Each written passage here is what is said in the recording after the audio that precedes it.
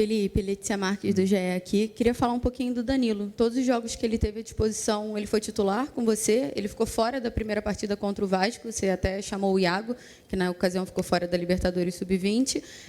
Pelo que foi dito, ele fez alguns treinos em separados, mas na quinta-feira a gente teve no CT para um treino aberto. Vimos o Danilo participando um pouquinho do início da atividade, pelo menos que foi o que a gente teve acesso. Então, a minha pergunta é, por que ele não foi relacionado hoje? É alguma questão física ou é só um controle de carga mesmo? Semana passada, durante os treinamentos, ele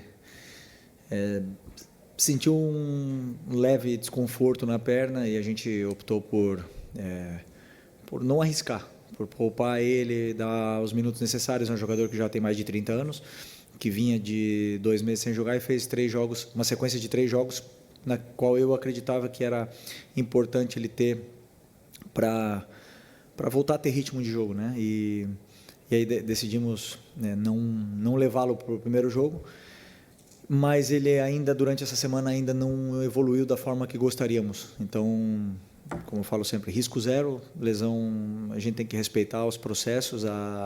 Ele não tem lesão, mas nós temos que respeitar os processos de fisioterapia, dessa evolução da dor dele, para quando ele puder entrar e disputar uma bola, que ele possa disputar ela ao máximo, que ele seja o mais intenso possível, sem correr riscos. E sabendo também que temos aí 2 finais pela frente agora, 2 jogos da final, né, pela frente, e ele também está convocado pela seleção brasileira, então vamos optar por por zerar a dor dele, para deixar ele confortável, e quando ele tiver, ele vai estar disponível aí para ajudar a equipe. Aqui, Felipe Luiz, boa noite, Fernanda Pisotti, da Rádio Band News FM. Eu vou adiantar um pouquinho só, porque você está aí há 11 jogos agora invicto nessa sequência, e pode ser, provavelmente, deve ter o Fluminense como adversário na final do Campeonato Carioca, já que venceu o primeiro jogo lá por 4-0, difícil reverter esse resultado. E o único revés que você teve até agora foi justamente para o Fluminense, né? Uma única derrota à frente do Flamengo e justamente contra o Fluminense. Queria entender como é que você vai preparar essa equipe para esse confronto, se realmente foi esse o confronto, a gente acredita que sim, e como é que você está pensando esse Fla-Flu, mais um Fla-Flu, né? O Flamengo está indo à 7ª decisão consecutiva do Campeonato Carioca, ganhou 4 e perdeu 2, e justamente para o Fluminense também. Se você puder falar sobre a condição do Wesley e Bruno Henrique, como é que eles estão? Obrigada. Deixa eu descansar hoje, né?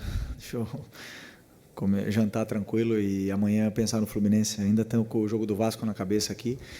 Como você bem falou, o Fluminense ainda vai jogar contra o Volta Redonda, é uma grande equipe, tem grandíssimos jogadores. Para mim, tem um elenco diferente, elenco para estar na parte de cima da tabela. E a única coisa que eu penso agora é descansar hoje à noite, bem descansado, amanhã já começar a preparar esse jogo que vai ser na quarta-feira. E se eu não me engano, vai ser o 7º clássico em 11 jogos. É isso? É isso, pai? Mais ou menos, né? 7 jogos. Vamos fazer 8 clássicos em 12 jogos. Mentalmente, isso tem um peso muito grande para os jogadores. E, como sempre, vai ser um jogo muito difícil se a gente enfrentar o Fluminense na final, mas eles ainda têm um jogo pela frente. Felipe, Raíza Simplício, da Gol Brasil e da Placar. Eu queria entender, hoje você começou o jogo com o Varela novamente invertido, e você tinha o Alexandro e o Ayrton Lucas também como opção. Eu queria entender se foi uma opção física, técnica, tática, enfim, por que você começou novamente com o Varela ali? Primeiro porque Alexandro e Ayrton Lucas voltaram de lesão, treinaram comigo essa semana. O Ayrton teve um pequeno trauma no joelho, né, e incomodou ele bastante durante esses dias aí de reabilitação. O Alex vem de uma lesão também, mas principalmente foi pelo momento do Varela. Assim, um jogador que faz tudo certo, que fez grandes jogos e não merecia sair da equipe. Esse foi o meu pensamento. Não merecia, nesse jogo de hoje, era um jogo para ele. E um cara que eu já falei para vocês, admiro muito, tenho prazer em trabalhar com ele, e pensei que ele merecia ser titular no jogo de hoje, num clássico, depois de ter sido tão importante no primeiro jogo da semifinal. Aqui é Felipe, boa noite. Marcos Martins, do Canadec SRN. Queria te perguntar um pouco sobre como funciona mais ou menos o seu processo de avaliação na parte técnica, porque você tem hoje o Plata, que fez um excelente jogo, e aí o Luiz Araújo entra e também faz um excelente jogo. A torcida fica com as suas preferências assim por determinados jogadores. Como você avalia esse desempenho técnico desses atletas que estão muito bem e para você conseguir avaliar isso para cada um ser titular também, consequentemente, como você avalia esse processo como um todo? Processo, é claro, né? O treinador não pensa só em montar esse quebra-cabeça simples, né? Eu penso em muitas coisas, às vezes dá certo, às vezes não dá tão certo como a gente espera, mas eu sei que ter 2 jogadores desse calibre, desse nível, e ainda por cima ter que jogar com eles improvisado, de certa forma, assim, numa posição onde eles não se sentem tão confortáveis, é um privilégio para mim, né? Mas porque os 2 querem jogar, os 2 querem ajudar a equipe. Um dos 2 não iria começar hoje, ou pode ser que o Arrascaeta não começaria hoje, ou o Gerson, né? Estaria por decidir essa vaga.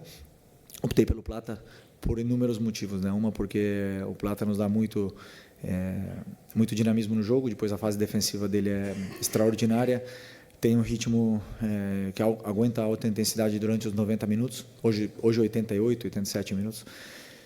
E o Luiz Araújo, porque eu não penso só nos 45, eu penso em 90, e o Luiz Araújo é muito forte quando ele entra no segundo tempo. Isso não quer dizer que ele vai ser reserva e só vai entrar no segundo tempo. Então o treinador bota tudo na balança e decide, sabendo que um dos 2 vai, ou vários jogadores vão ficar chateados por não jogar, mas meu trabalho é pensar sempre na equipe e o que eu acredito fazer o que eu acredito que seja melhor para a equipe, só isso. Boa noite, Felipe. Bruno Castanha, Rubro News TV. Parabéns por mais uma final à frente do Flamengo. Queria falar um pouquinho do De La Cruz, um jogador que não vem jogando sempre. Na semana passada você falou que não quis usar ele, porque era grama sintética. Hoje ele foi titular. Para mim foi o melhor jogador, né, do Flamengo. Participa tanto na saída de bola quanto sem bola, marcando demais. Fala um pouquinho do De La Cruz e na sequência também, carga de minutagem para os próximos jogos dele. Obrigado. O Nico, a gente tem que ter um cuidado especial, como eu falei, com as articulações, né? Por isso que eu poupei ele do último jogo. E é um jogador que é muito importante para o modelo, como ele entende essa posição de volante. Ele nos dá uma vantagem muito grande, qualitativa pela forma que ele tem pela qualidade que ele tem, claro. E ele consegue muitas vezes fazer o time sair da pressão de uma forma individual. Isso depois muito intenso para fazer as coberturas, para pressionar, para defender em pressão alta, em bloco médio. Então é um jogador importantíssimo para a gente, e eu tenho a plena convicção de que, dosando e sabendo utilizar ele vai sempre nos oferecer a melhor versão dele. Então esse é o meu trabalho, não sempre eu vou acertar, né, de escolher os jogos certos para ele jogar, mas acredito muito de que, aliás, além disso, né, tem o Alan, que está muito bem, e aí você falou do melhor, o Eric, vocês viram de novo o jogo que ele fez, um jogo impecável, e tem o Everton, que eu não coloquei nos últimos jogos, que também está totalmente pronto e preparado para ajudar a equipe também, do mesmo nível que eles, então estou bem servido. Boa noite, Felipe. Léo José, do Coluna do Fla. No começo do ano, alguns jogadores se queixaram da qualidade do gramado do Maracanã, que estava muito duro, muito seco. E na semana passada a gente teve o jogo no sintético do Engenhão. E agora vai ter mais uma sequência de jogos no Maracanã. Eu queria saber se, depois de um tempo pausado, sem jogos, se o gramado do Maracanã está melhor. Hoje, você olha o campo e fala, poxa, aqui dá para desempenhar um bom futebol, ou ainda tem muita coisa a melhorar? Se eu tivesse jogado, essa resposta seria muito mais fácil, né? Como eu não jogo mais, eu não consigo avaliar da mesma forma. Eu sei que os jogadores, já falei 500 vezes, né, que sofrem com a bola, e o gramado baixo faz a bola ficar mais viva ainda. Mas, assim, o bom desse gramado é que a gente dá o feedback, eles tentam ajudar e tentam melhorar e tentam ajustar dentro das capacidades, né, dentro da capacidade que a empresa tem de gestionar esse estádio, essa grama que deve ser tão difícil, né, de gerir e fazer ela ficar perfeita. Perfeita tapete ela não está, mas acredito que está numa forma razoável aí para praticar um bom futebol. Okay. Felipe, boa noite. Bruna Medeiros, do Desfla. Eu quero voltar para a época que você falou da programação, né, controle de carga e tudo mais. Eu sei que você não gosta muito de projetar, mas eu queria falar sobre esses 4 jogos decisivos num todo, tanto as 2 finais como agora as 2 semifinais. Como você faz para dosar esse controle de carga e, ao mesmo tempo, escalar os melhores que você tem à disposição, como você até citou do Varela, porque o Varela estava já numa sequência de jogos, né, tanto pela direita quanto pela esquerda, e o Bruno Henrique também já estava nessa sequência de jogos. Queria saber isso e se esse pensamento na reta final fica final, não tem mais aquele pensamento de dosar muito, porque é jogo decisivo, ou se você continua priorizando essa questão de controle de carga. Obrigada. Não, agora no final é final. Já foi a semifinal, assim. Conseguimos dosar bem durante toda essa fase inicial da Taça Guanabara. Conseguimos dar minutos para todo mundo, tirar minutos dos jogadores que não aguentam talvez uma carga de minutos tão elevada durante o ano, mas alguns jogadores tivemos que extrapolar, né? Então, normal. Tudo que vem acontecendo é absolutamente normal e dentro do que a gente planejou, mas semifinal e final, com certeza nós vamos ir com força máxima para vencer, para tentar vencer, da mesma forma que o adversário vai fazer com a gente. Okay? Boa noite, Felipe. Tudo bom? Pedro Ramos, da Sintonia Esportiva. Recentemente, o Lédio Carbono, do Grupo Globo, comentou que o Flamengo não enxerga mais o Vasco como rival. São 32 jogos, 19 vitórias lá do rubro-negro. Eu queria saber se você e o seu elenco têm uma preparação diferente para jogos contra o Vasco ou se é mais um jogo, entre aspas, qualquer. Se realmente essa postura vista pelo comentarista é, de fato, algo presente no ninho do Flamengo não enxergar mais o Vasco como rival. Obrigado. Brincadeira. O treinador enxerga todo mundo como se fosse o Manchester City. Para mim, sempre o adversário que eu vou jogar é o melhor time do mundo. É difícil, né?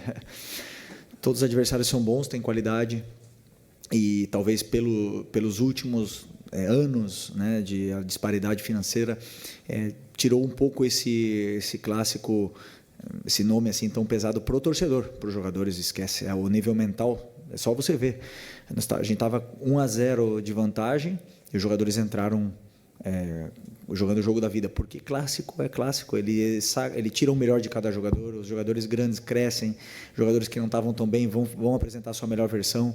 O Vasco teve uma oportunidade grande de melhorar outra vez contra a gente e se organizaram bem para tentar fazer um bom jogo. Então, é muito difícil. E isso principalmente tem um peso mental nos jogadores, onde se tem como é que eu posso explicar? Se tem uma bola que vai sair e ele acha que dá para chegar, ele vai tentar até o final. Todo mundo corre até o último segundo do jogo, como foi. A gente estava pressionando com o jogador com cãibra, a gente estava pressionando dentro da área do Vasco até o último minuto. E isso, o clássico, ele tira, né? Então, como eu falei, vão ser 8, provavelmente, né, se o Fluminense ganhar, vão ser 8 clássicos em 12 jogos. Isso, mentalmente, para os jogadores, é um peso grande. Fisicamente, acredito que seja a melhor preparação possível, mas mentalmente é um desgaste grande, porque vocês viram como é que é tenso esse jogo e no limite da agressividade. Felipe, boa noite. Boa noite. Parabéns pela vitória. Queria pedir um pouquinho licença do jogo e dizer o seguinte, que alguns jornais em alguns estados brasileiros já estão exaltando o seu trabalho. Eu sei que está no início ainda, estamos também, obviamente, no início da temporada, mas as manchetes estão assim: Felipe Luiz é o treinador com a maior invencibilidade do país. São 22 jogos, ao lado do Carpini e do Vitória. São 2 treinadores jovens que assumiram as equipes no ano passado. Eu me recordo de uma fala do Boto também, quando ele chegou no início do ano. Ele disse que ele ia fazer de você um exemplo para acabar com a hegemonia dos treinadores portugueses e estrangeiros. Eu queria que você analisasse como um todo esse trabalho que está sendo feito, está bem no início ainda, mas que já tem muita gente já elogiando. Obrigado. Obrigado pela tua pergunta, até foi muito extensa, mas eu vou ser bem curto. Como treinador, A gente vive sem confiança. A gente vive achando que, como eu falei, o adversário é o jogo mais difícil e nunca subestima a ninguém. E a única coisa exclusivamente que eu penso é no próximo jogo. Eu não posso pensar em em número de jogos sem tomar gol, em número de jogos de vencibilidade, não. A única coisa que eu penso é o próximo jogo. Mais nada. Então, se você me falar dos últimos, não sei quantos jogos passaram desde que eu comecei a ser treinador, nem penso mais, porque a única coisa que me vai manter nessa cadeira aqui é ganhar o próximo jogo. Então, essas manchetes aí são para vocês. Bom que falem bem, né? Quando as coisas não vão bem, não será assim, mas eu estou preparado, foi o caminho que eu escolhi e sou muito apaixonado e estou desfrutando muito do processo, desse aprendizado grande que está sendo cada semana de preparação para os jogos. Felipe, boa noite. Boa noite. Parabéns pela classificação. Gabriel Reis, canal Paparazzo Rubro Negro, revista Placar. O Flamengo tomou um gol, o primeiro do Rossi em campeonatos cariocas. Ele estava 18 jogos sem tomar um gol. O Carille falou no jogo passado que os jogadores do Vasco não estavam conseguindo ter cabeça para poder digerir quando tomavam um gol, né? Entender, não entrar, saíam do jogo quando tomavam um gol. E eu queria te fazer essa pergunta: esse gol foi importante para o seu time tomar na hora que poderia tomar esse gol? Porque o Flamengo tem essa coisa que você acabou de falar, o recorde, tantos jogos sem tomar o gol, o Flamengo toma um gol e você tem a possibilidade de ver como o seu grupo reagiu virando até o jogo, né? Ninguém gosta de tomar gol. Ninguém gosta. E mais, eu que joguei a minha carreira inteira na defesa, sei o ruim que é tomar gol. Mas, para mim, o mais importante foi isso. Que, mesmo tendo tomado gol, os jogadores acreditaram mais ainda no que era o plano de jogo, no que foi pré-estabelecido para aquele jogo. E não vi ninguém, absolutamente ninguém, fazendo alguma coisa diferente do que a gente combinou. Isso mostra um time maduro, um time sólido, que não se deixa influenciar pelo externo, senão que joga com a cabeça pensando única e exclusivamente no campo. E a gente viu a melhor versão de vários jogadores ali, tiveram tempo e espaço para poder performar da forma que performaram e fazer um grande jogo. Então, assim, como eu falei, tomar gol é sempre um alerta, nos liga um alerta. Não, o fato de ter tomado o gol não é o que vai fazer eu treinar bola parada a semana inteira. Senão eu vejo as chances que o adversário cria, ou até mesmo as que não acabam sendo finalizadas, mas que tem uma sensação de perigo, porque poderia ser que o adversário criasse mais chances. Então, isso é o que eu olho durante essa correção durante a semana para poder corrigir e prevenir para os próximos jogos. Então, os jogadores têm que saber que cada erro que acontece, normalmente acontece, eles vão ser corrigidos e foram poucos erros nesses jogos contra o Vasco, foram pouquíssimos erros que a gente cometeu e passamos de uma forma muito merecida. Vamos para o finalzinho, gente.